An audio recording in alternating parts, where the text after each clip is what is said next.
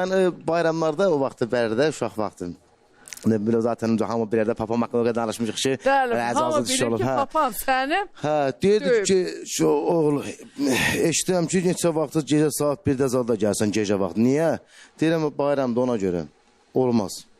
Birinci insan kimi başa salır ki, olmaz. Yəni, birdə gəlmə. Gəlsən səni yiyəcəm. Yəni, birdə gəlmə, hə. Birdə gəlmə. Hadi elə üstündə bayram ərəfəsi də yenə mart aydı.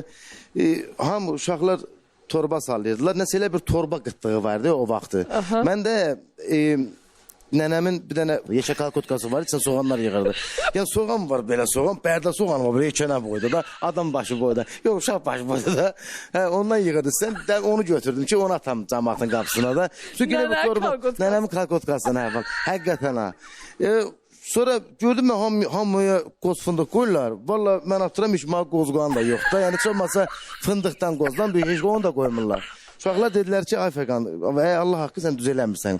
Ged evdə geçə papaqdan zaddan varsa ondan götür gəl, belə atla. Mən də getdim fikirləşdim ki, yaxşı deyək ki, papaq yadıma düşdü ki, əmim papama Moskvadan Norka papaq gətirmişdi.